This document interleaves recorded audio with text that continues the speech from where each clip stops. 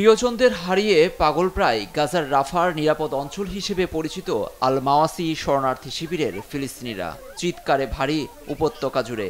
কেউ হারিয়েছেন স্বামী, কেউ বা প্রিয় সন্তানকে। গেল রাতে এখানে ভয়াবহ বোমা হামলা হয়, কোনো মতে প্রাণে বেঁচেছি। আমার স্বামীকে দৌড়ে দেখতে যাই, সেখানে তারা আবারও হামলা চালালে প্রাণ হারান অনেকে। শুক্রবার সন্ধ্যায় উপত্যকার আন্তর্জাতিক মানবিক সহায়তা সংস্থা রেড ক্রসের কাছেও গোলা হামলা চালায় ইসরায়েলি সেনারা।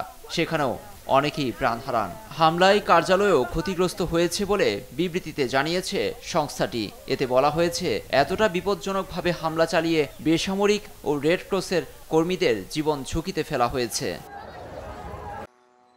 প্রতিদিনই রক্ত ঝরছে অবরুদ্ধ গাজায়। স্থল অভিযানের নতুন একটি ভিডিও প্রকাশ করেছে ইসরায়েলি বাহিনী। হামাসকে নির্মূলের নামে রীতিমতো ধ্বংসযজ্ঞ চলছে।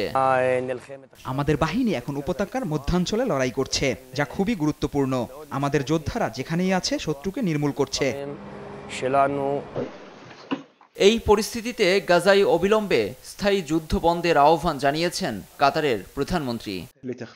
কাতার সবসময় বিশ্বাস করে যে কূটনৈতিক উপায়ে অবিলম্বে জরুরি ভিত্তিতে স্থায়ী যুদ্ধবিরতি সম্ভব। হামাস যুদ্ধবিরতি নিয়ে ইতিবাচক সাড়া দিয়ে আসছে, তবে সংগঠনটির কিছু প্রস্তাবে গ্যাপ রয়ে গেছে। তবে উভয় পক্ষকে আলোচনার কিছু বিষয়ে ছাড় দিতে হবে।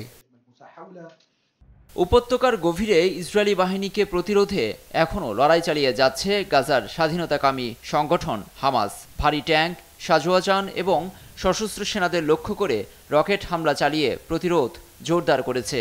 শেষ রক্তবিন্দু দিয়ে হলেও এই ভূখণ্ড রক্ষার অঙ্গীকার করেছে গোষ্ঠীটি। চলমান পরিস্থিতি নিয়ে ইসরায়েলি প্রধানমন্ত্রী বিনিয়ামিন নেতানিয়াহুর কোনো সুনির্দিষ্ট লক্ষ্য নেই বলে মন্তব্য করেছেন গোয়েন্দা সংস্থা মোসাদের সাবেক প্রধান তামির বারুদো।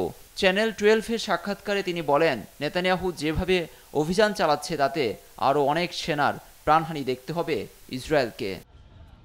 লুৎফর কবির, নিউজ ডেস্ক, দেশ টিভি।